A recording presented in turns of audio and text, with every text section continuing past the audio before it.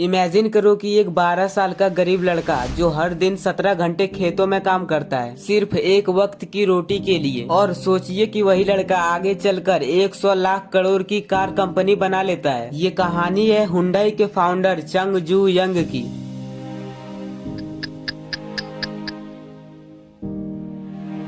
चंग का जन्म 1915 में हुआ था, कोरिया के एक छोटे से गांव में। उनका सपना था एक स्कूल टीचर बनना, लेकिन फैमिली की फाइनेंशियल कंडीशन इतनी खराब थी कि वह खुद की एजुकेशन भी पूरी नहीं कर पाए। उन्हें अपनी फैमिली के साथ बचपन में दिन रात काम करना पड़ता था, और इतनी मेहनत के बाद ऐसा कई दिन होता था कि उनके पास एक वक्त का खाना तक नहीं होता था। अच्छे कपड़े और मेडिकल केयर तो दूर की बात है, चंग को लकड़ियाँ बेचने के लिए कई बार पास के शहर जाना पड़ता था। वहाँ उन्होंने देखा कि लोगों के पास सफिशिएंट खाना है और वे अच्छे कपड़े भी पहने हुए हैं, और वो भी बिना दिन रात खेतों में काम किए। ये सब देखकर चंग अपनी गरीबी और फार्म की लाइफ से फ्रस्ट्रेट होने लगे और अपने लिए भी एक बेटर जिंदगी चाहने लगे। एक दिन उन्होंने एक न्यूज़पेपर में पढ़ा कि पास के शहर में एक बहुत बड़ा कंस्ट्रक्शन प्रोजेक्ट लग रहा है और उस प्रोजेक्ट के लिए वर्कर्स की जरूरत है। ये पढ़ते ही वह सोच में पड़ गए और उसकी धड़कनें बहुत तेज हो गई। और 1932 में 16 साल की उम्र में चंग ने एक चौंका देने वाला फैसला लिया। वो अपना घर छोड़कर शहर भागने वाले थे। एक रात चंग अपने एक दोस्त के साथ चुपके से घर से शहर की ओर निकल पड़े। करीब 160 किलोमीटर चलने के बाद वह कोवन सिटी पहुँचे और वहाँ कंस्ट्रक्शन लेबरर का काम ले लिया। काम काफी मुश्किल था और कमाई बहुत कम,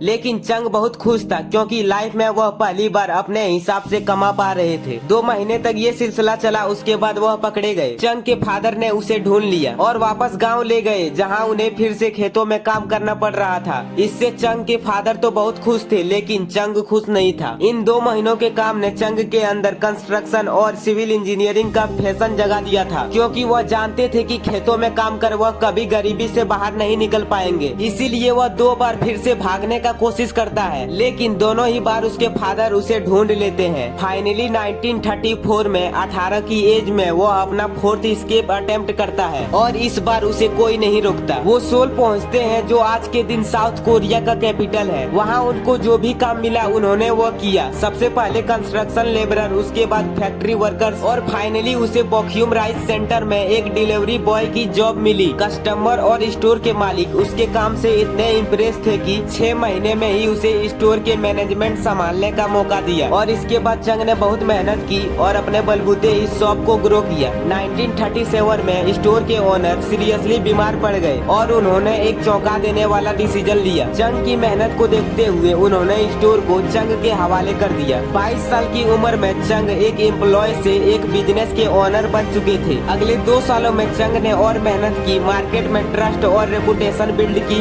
जिससे बिजनेस तेजी से ग्रो हुआ। सब कुछ ठीक चल रहा था, तभी एक ट्रेजेडी हो गई।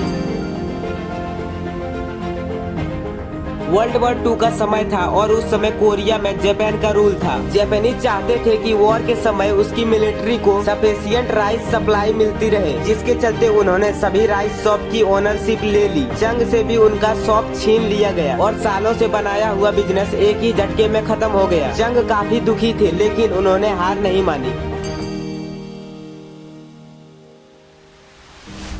अगर मैं दिलों और जान से कुछ भी मेहनत करूं तो मैं उसमें सक्सेसफुल हो सकता हूं। इस सोच के साथ वह कोई ऐसा बिजनेस ढूंढने लगे जिसमें जापानीज गवर्नमेंट का हाथ नहीं था। बहुत जल्द उन्होंने कार रिपेयर बिजनेस शुरू किया और 1940 में 3000 वॉन का लोन लेकर एडो सर्विस गैराज शुरू किया। लेकिन